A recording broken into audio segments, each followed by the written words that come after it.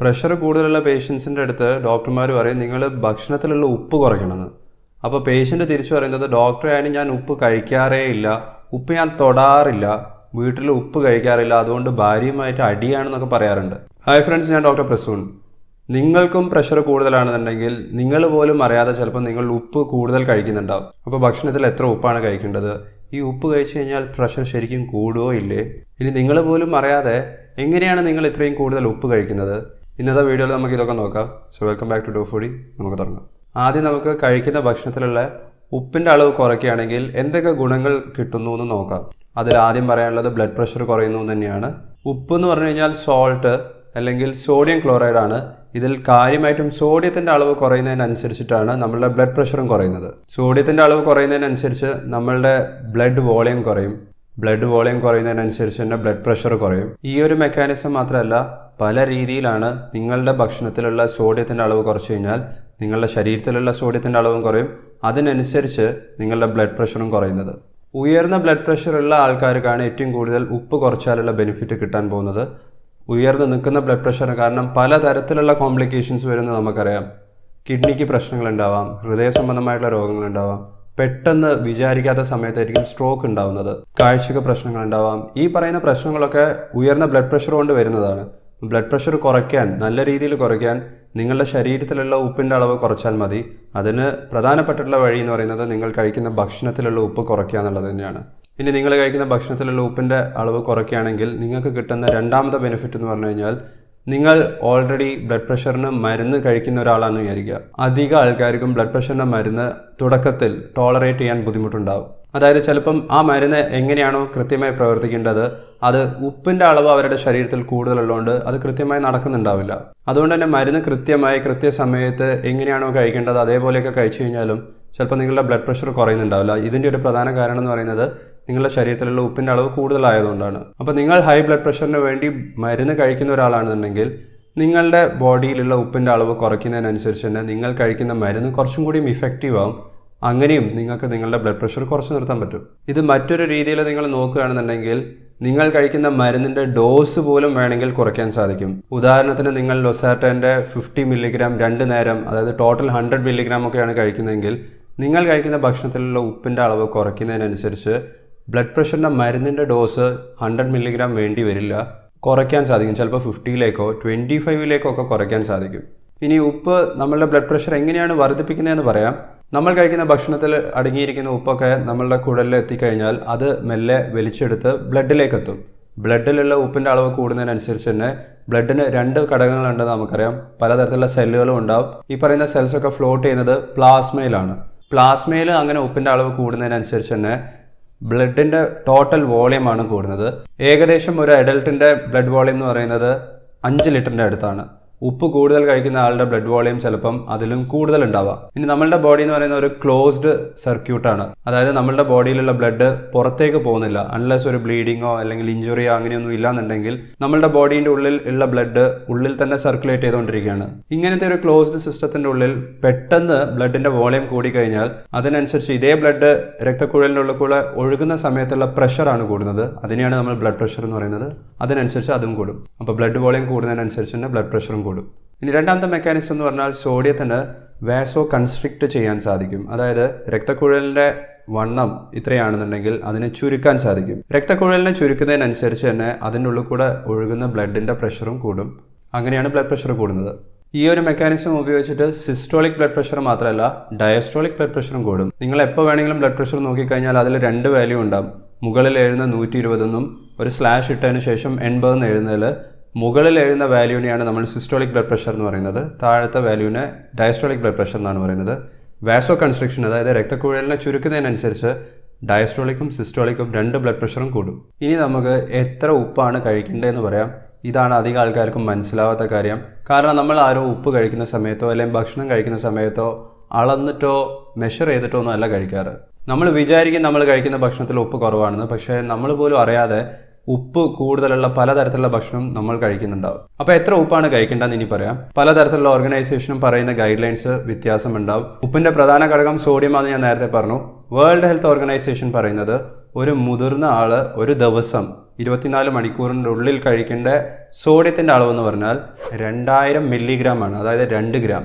American heart association പറയുന്നത് ഒരു ദിവസം ഒരു അഡൽട്ട് കഴിക്കേണ്ടത് മാക്സിമം 1.5 ഗ്രാം എന്നാണ്, അതായത് 1500 മില്ലിഗ്രാം. അവർ കുറച്ചും കൂടി സ്ട്രിക്റ്റ് ആയിട്ടുള്ള ഗൈഡ് ലൈൻസ് ആണ് പറയുന്നത്. ഇതൊക്കെ മാക്സിമം ലിമിറ്റാണ് പറയുന്നത്. ഒരു കാര്യം നമ്മൾ മനസ്സിലാക്കേണ്ടത്, നമുക്ക് ആർക്കും സോഡിയം കംപ്ലീറ്റ് ആയിട്ട് ഒഴിവാക്കാൻ പാടില്ല. സോഡിയം അത്യാവശ്യം നമ്മളുടെ ബോഡിയിൽ വേണ്ട ഒരു പ്രധാനപ്പെട്ടിട്ടുള്ള മിനറലാണ്. അത് കൂടിക്കഴിഞ്ഞാലാണ് ബ്ലഡ് പ്രഷർ കൂടുന്നത്. അപ്പോൾ ഇതിൻ്റെ മാക്സിമം ലിമിറ്റിനെ കുറിച്ചാണ് ഇപ്പം ഞാൻ പറഞ്ഞുകൊണ്ടിരിക്കുന്നത്. ഇപ്പോൾ നമ്മൾ വേൾഡ് ഹെൽത്ത് ഓർഗനൈസേഷൻ്റെയും അമേരിക്കൻ ഹാർട്ട് അസോസിയേഷൻ്റെയും കാര്യം നോക്കി. ഇനി വേൾഡിൽ ഇത് രണ്ടുമല്ല, പലതരത്തിലുള്ള ഓർഗനൈസേഷൻസ് ഉണ്ട്.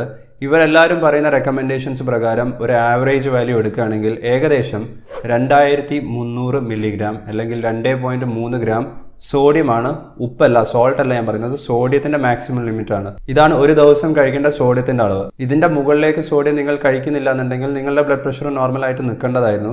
ഇനി നമുക്ക് ഇന്ത്യയിൽ ശരാശരി ഒരു അഡൽട്ട് കഴിക്കുന്ന സോഡിയത്തിന്റെ അളവ് എത്രയാണെന്ന് പറയാം. ഇത് കേട്ടാൽ ചിലപ്പോൾ നിങ്ങൾ ഞെട്ടും.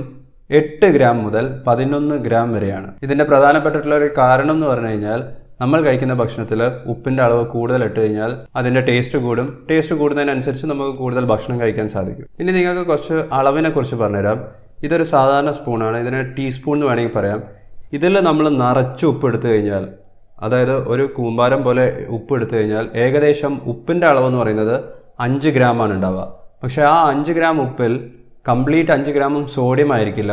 അതിൽ 2300 മില്ലിഗ്രാം വരെയൊക്കെ സോഡിയം ഉണ്ടാവുള്ളൂ. അതായത് ഏകദേശം അതിലെ പകുതിയിലും കുറവ് മാത്രമേ സോഡിയം ഉണ്ടാവുള്ളൂ. പക്ഷേ നമ്മൾ ഭക്ഷണം പാകം ചെയ്യുന്ന സമയത്തൊന്നും ഒരു വലിയ സ്പൂണ് മുഴുവനൊന്നും എടുക്കാറൊന്നുമില്ല. ഇതിൻ്റെ 4/1 എടുക്കാറ്. അപ്പോൾ ഞാൻ നേരത്തെ പറഞ്ഞ പോലെ തന്നെ 2300ൻ്റെ 4/1 എന്നൊക്കെ പറഞ്ഞാൽ ഏകദേശം ഒരു 550 മുതൽ 600 മില്ലിഗ്രാം ഒക്കെ സോഡിയം ആയിരിക്കും നമ്മൾ ഒരു കറി പാചകം ചെയ്യാൻ സോഡിയം ഉപയോഗിക്കുന്നത്.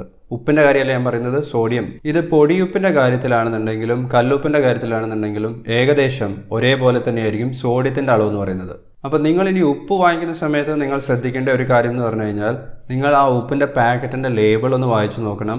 ഓരോ 100 ഗ്രാമിൽ എത്ര സോഡിയം അടങ്ങിയിട്ടുണ്ടെന്നുള്ള കാര്യം ആ ഉപ്പിൻ്റെ പാക്കറ്റിൻ്റെ മുകളിൽ കൃത്യമായിട്ടും എഴുതിയിട്ടുണ്ടാവും. ഇത്തരത്തിലുള്ള പല ഉപ്പിൻ്റെ പാക്കറ്റും വായിച്ചു നോക്കിയതിന് ശേഷം എനിക്ക് മനസ്സിലാക്കാൻ സാധിച്ചത് പല ബ്രാൻഡ്സിനും സോഡിയത്തിൻ്റെ അളവ് വ്യത്യാസമുണ്ടാവും. ഓരോ 100 ഗ്രാം ഉപ്പിലും സോഡിയത്തിൻ്റെ അളവ് 26 ഗ്രാം മുതൽ 40 ഗ്രാം വരെയൊക്കെ ഇങ്ങനെ മാറിക്കൊണ്ടേയിരിക്കും. ബ്രാൻഡ് മാറുന്നതിനനുസരിച്ച് ഇത് മാറിക്കൊണ്ടേയിരിക്കും. അപ്പോൾ നിങ്ങൾ ഇനി അടുത്ത പ്രാവശ്യം ഉപ്പ് വാങ്ങിക്കുന്ന സമയത്ത് സോഡിയത്തിൻ്റെ അളവ് കുറവുള്ള തരത്തിലുള്ള ഉപ്പ് വാങ്ങിക്കുകയാണെങ്കിൽ അത് കുറച്ചും കൂടി നല്ലതായിരിക്കും. വീട്ടിൽ ഭക്ഷണം പാകം ചെയ്യുന്ന സമയത്ത് ഇത്തരത്തിലുള്ള ഒരൊറ്റ കാര്യം മാത്രം നിങ്ങൾ ശ്രദ്ധിച്ചാൽ മതി. സോഡിയത്തിൻ്റെ അളവ് കുറവുള്ള ഉപ്പ് തിരഞ്ഞെടുക്കുക, അത് ഉപയോഗിച്ച് പാചകം ചെയ്യുക. പക്ഷേ അധികം ആൾക്കാർക്കും അറിയാത്തൊരു കാര്യം എന്ന് പറഞ്ഞു കഴിഞ്ഞാൽ, നമ്മൾ വീട്ടിൽ ഭക്ഷണം പാകം ചെയ്യുന്ന സമയത്ത് ഉപയോഗിക്കുന്ന ഉപ്പല്ല നമ്മൾ കൂടുതലായിട്ട് കഴിക്കുന്ന ഉപ്പ്. അതിനേക്കാളും കൂടുതൽ ഉപ്പ് നമുക്ക് കിട്ടുന്നത് നമ്മൾ പുറത്തുനിന്ന് ഭക്ഷണം വാങ്ങിച്ച് കഴിക്കുന്ന സമയത്താണ്. അത് ഹോട്ടലത്തെ ഫുഡാവാം, റെസ്റ്റോറൻറ്റത്തെ ഫുഡാവാം. അതിനേക്കാളും പ്രധാനപ്പെട്ടിട്ടുള്ളത് ബേക്കറി ഫുഡാണ്, പാക്കറ്റിൽ കിട്ടുന്ന പ്രോസസ്ഡ് ഫുഡ്. ഒരു സ്റ്റഡിയിൽ കണ്ടുപിടിച്ചിട്ടുള്ളത്, നിങ്ങൾ ഒരു ദിവസം കഴിക്കുന്ന ഉപ്പിൻ്റെ അളവ് നോക്കുകയാണെങ്കിൽ അതിൽ 75%, അതായത് 3/4 ഭാഗവും ഉപ്പ് നിങ്ങൾക്ക് കിട്ടുന്നത് പുറത്തുനിന്നുള്ള ഭക്ഷണത്തിലൂടെ ആയിരിക്കും. നിങ്ങൾ പുറത്തത്തെ ഭക്ഷണം കൂടുതൽ കഴിക്കുന്ന ഒരാളാണെന്നുണ്ടെങ്കിൽ ആ 75 എന്നുള്ളത് ചിലപ്പോൾ 100% വരെ വേണമെങ്കിൽ പോവാം. ഇതിൻ്റെ ഒരു ഉദാഹരണം പറയാം. നിങ്ങൾ ഏകദേശം 8 ഗ്രാം ഉപ്പാണ് ഒരു ദിവസം കഴിക്കുന്നതെങ്കിൽ അതിൽ 6 ഗ്രാമും നിങ്ങൾക്ക് കിട്ടുന്നത് പുറത്തത്തെ ഭക്ഷണത്തിലൂടെ ആയിരിക്കാം. അത് ബിസ്ക്കറ്റ് ആവാം, ബ്രെഡ് ആവാം, റസ്ക് ആവാം, ബേക്കറി ഐറ്റംസ് ആവാം, നിങ്ങൾ പുറത്തുനിന്ന് ഹോട്ടലിൽ ഓർഡർ ചെയ്ത് കഴിക്കുന്ന ഭക്ഷണമാവാം. ബാക്കി 2 ഗ്രാം മാത്രമേ നിങ്ങൾ വീട്ടിൽ നിന്ന് ഉണ്ടാക്കുന്ന ഭക്ഷണത്തിലൂടെ നിങ്ങൾക്ക് ഉപ്പ് കിട്ടുന്നുള്ളൂ. ഞാൻ ഈ പറയാൻ പോകുന്ന ഉദാഹരണത്തിൽ ഏതെങ്കിലും ഒന്ന് നിങ്ങൾ കഴിക്കുന്നുണ്ടെങ്കിൽ ആ കഴിക്കുന്ന ഒരൊറ്റ ഐറ്റം കുറച്ചാൽ തന്നെ നിങ്ങൾ കഴിക്കുന്ന ഉപ്പിൻ്റെ അളവ് നിങ്ങൾക്ക് കുറയ്ക്കാൻ സാധിക്കും. പൊട്ടാറ്റോ ചിപ്സ് ആവാം, ലേസ്, ഇതിൻ്റെയൊക്കെ പാക്കറ്റിൻ്റെ മുകളിൽ നിങ്ങൾ നോക്കിയാൽ മതി ഓരോ 100 ഗ്രാമിലും എത്ര സോഡിയം അടങ്ങിയിട്ടുണ്ടെന്നുള്ളത്. ലേസ് എന്ന് പറയുന്നത് പ്രധാനപ്പെട്ടിട്ടുള്ള ഒരു പൊട്ടാറ്റോ ചിപ്സാണ്. കുട്ടികൾക്ക് പോലും വളരെയധികം പ്രിയപ്പെട്ടിട്ടുള്ള ഒരു ഭക്ഷണമാണിത്. ചിലപ്പോൾ ബ്രേക്ക്ഫാസ്റ്റ് ആയിട്ട് പോലും ഇത് കഴിക്കാറുണ്ട്. 100 ഗ്രാം ലേസിൻ്റെ പാക്കറ്റിൻ്റെ പുറത്ത് നിങ്ങൾ നോക്കുകയാണെങ്കിൽ അതിൽ അടങ്ങിയിരിക്കുന്ന സോഡിയത്തിൻ്റെ അളവ് എന്ന് പറഞ്ഞാൽ 685 മില്ലിഗ്രാംസ് ആണ്. ഇത് ചെറിയ എമൗണ്ട് ഒന്നുമല്ല, വളരെ കൂടുതലാണ്. മറ്റൊരു പ്രധാനപ്പെട്ടിട്ടുള്ള ഭക്ഷണമാണ് ബ്രെഡ്, പാക്കറ്റിൽ കിട്ടുന്ന ബ്രെഡ്. അത് സ്ലൈസ് ചെയ്തിട്ടുള്ളതാവാം, സ്ലൈസ് ചെയ്യാത്തതാവാം. വെറും 2 സ്ലൈസ് ബ്രെഡ് നിങ്ങൾ കഴിച്ചു കഴിഞ്ഞാൽ നിങ്ങൾക്ക് കിട്ടുന്ന സോഡിയത്തിൻ്റെ അളവ് 180 മില്ലിഗ്രാം ആണ്. ഒരു നേരത്തെ ഭക്ഷണം ചിലപ്പം വെറും ബ്രെഡ് മാത്രമായിരിക്കും. അതും 2 സ്ലൈസിലൊന്നും അധികം ആൾക്കാരും നിർത്താറുമില്ല. ബ്രെഡ് പോലെ തന്നെയാണ് ബണ്ണ്.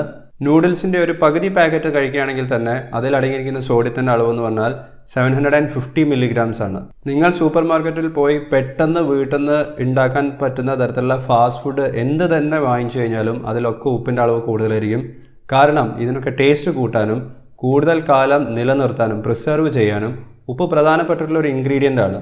അപ്പോൾ മറ്റു തരത്തിലുള്ള പാക്കറ്റ് ഫുഡിൻ്റെ ഉദാഹരണം എന്ന് പറഞ്ഞാൽ കുർക്കുറെ ആവാം, ബിങ്കോ ആവാം, പാസ്റ്റ ആവാം, മെക്രോണി ആവാം, ബിസ്ക്കറ്റ് അതേപോലെ തന്നെയാണ്. ചെറിയ കുട്ടികൾ മുതൽ മുതിർന്ന ആൾക്കാർ വരെ ബിസ്ക്കറ്റ് കഴിക്കുന്നത് ഒരു ശീലമായി മാറിയിട്ടുണ്ടാവും. ബിസ്ക്കറ്റിനെ കുറിച്ച് ഞാൻ പ്രത്യേകം തന്നെ ഒരു വീഡിയോ ചെയ്തിട്ടുണ്ട്. അതിൽ ഉപ്പ് മാത്രമല്ല പലതരത്തിലുള്ള ആവശ്യമില്ലാത്ത കാര്യങ്ങളും നമുക്ക് ബിസ്ക്കറ്റിലൂടെ കിട്ടുന്നുണ്ട്. ആ വീഡിയോ നിങ്ങൾ കണ്ടിട്ടില്ല എന്നുണ്ടെങ്കിൽ ലിങ്ക് നിങ്ങൾക്ക് ലൈക്ക് ബട്ടൻ്റെ താഴെ കാണാം. ഇതുപോലെ തന്നെയാണ് ഫ്രൈസ്, ഫ്രഞ്ച് ഫ്രൈസ് ആവാം, സാൻഡ്വിച്ച്, ബർഗർ. നിങ്ങൾ ബേക്കറിയിൽ നിന്ന് വാങ്ങിക്കുന്ന എന്തൊരു സാധനം, അത് കട്ട്ലെറ്റോ സമൂസയോ പഫ്സോ ഉഴുന്നുവടയോ പരിപ്പുവടയോ എന്ത് വേണമെങ്കിലും ആവാം. ഇനി സോഫ്റ്റ് ഡ്രിങ്ക്സ് ആവാം, അതായത് കൊക്കക്കോളയോ പെപ്സിയോ, സോഡയിലും ഉപ്പ് അടങ്ങിയിട്ടുണ്ട്. പാക്കറ്റിൽ വരുന്ന എന്തൊരു ഭക്ഷണമാണെങ്കിലും അത് ബിസ്ക്കറ്റ് ആണെന്നുണ്ടെങ്കിലും ബ്രെഡ് ആണെന്നുണ്ടെങ്കിലും അതിൻ്റെ ഓരോ 100 ഗ്രാമിലും എത്ര ഉപ്പ് അടങ്ങിയിട്ടുണ്ട്, എത്ര സോഡിയം അടങ്ങിയിട്ടുണ്ട് എന്നുള്ളത് എഴുതിയിട്ടുണ്ടാവും. നമുക്ക് വായിച്ചു നോക്കിയാൽ മനസ്സിലാവും. പക്ഷേ ബേക്കറിയിൽ നിന്ന് വാങ്ങിക്കുന്ന സാധനം എന്ന് പറഞ്ഞു കഴിഞ്ഞാൽ അതിൽ പാക്കറ്റ് ഉണ്ടാവും, പക്ഷേ ലേബിളൊന്നും ഉണ്ടാവില്ല. ഈ പറയുന്ന ബേക്കറി ഐറ്റംസ് ഉണ്ടാക്കിയ ആൾക്കാർക്ക് പോലും അറിയില്ല അതിൽ എത്ര ഉപ്പ് ഇട്ടിട്ടുണ്ടെന്നുള്ളത്. നമുക്കൊരു കാര്യം എന്തായാലും തീർച്ചയായിട്ടും പറയാൻ സാധിക്കുന്നത് അതിൽ ഉപ്പിൻ്റെ അളവ് കൂടുതലാണെന്നാണ്. അത് നിങ്ങൾ വാങ്ങിക്കുന്ന മിക്സ്ചർ ആവാം, ലഡ്ഡു ആവാം, ജിലേബി ആവാം. ഇനി നമുക്ക് ബേക്കറിയിൽ നിന്നും ഹോട്ടൽ ഫുഡിലേക്ക് പോവാം.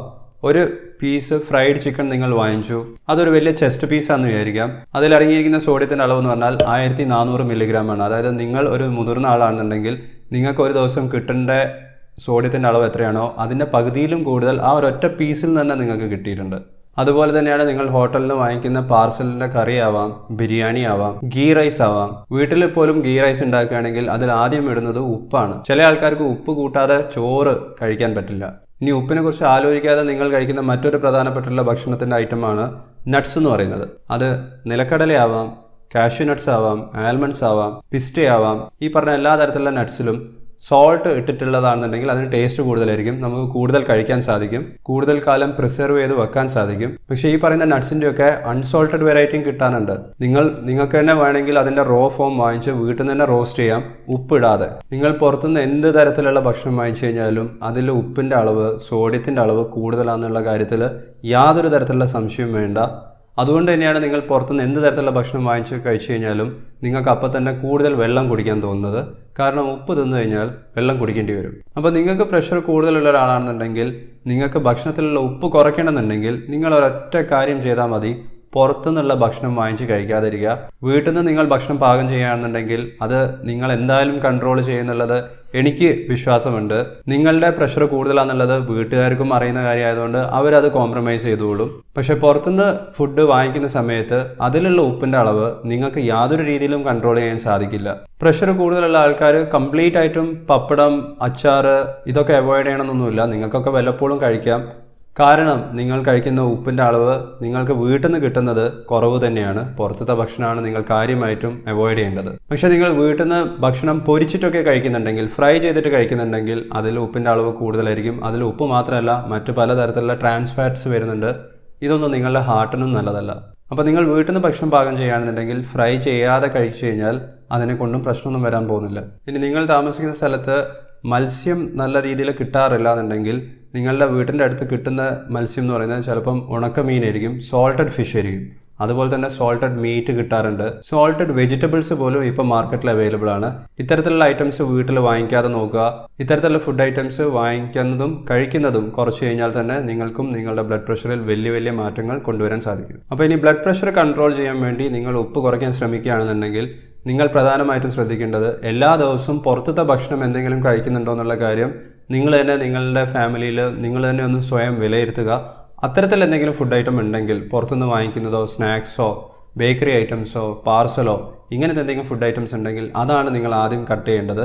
നിങ്ങൾക്ക് ബ്ലഡ് പ്രഷറിനെ കുറിച്ച് ഇനിയും കൂടുതൽ സംശയങ്ങളുണ്ടെങ്കിൽ, നിങ്ങൾക്കൊരു പേഴ്സണലൈസ്ഡ് ഡയറ്റാണ് ആവശ്യമുള്ളെങ്കിൽ, നിങ്ങൾ ഇതുവരെ ഒരു ഡോക്ടറുമായിട്ട് കൺസൾട്ട് ചെയ്തതിനേക്കാളും വ്യത്യസ്തമായി ഒരു പുതിയ തരത്തിലുള്ള എക്സ്പീരിയൻസ് നിങ്ങൾക്ക് അനുഭവിക്കണമെന്നുണ്ടെങ്കിൽ ഡോഫോഡി പോലത്തെ ഒരു ഓൺലൈൻ ഡോക്ടർ കൺസൾട്ടേഷൻ ആപ്പ് തീർച്ചയായിട്ടും ട്രൈ ചെയ്യുക.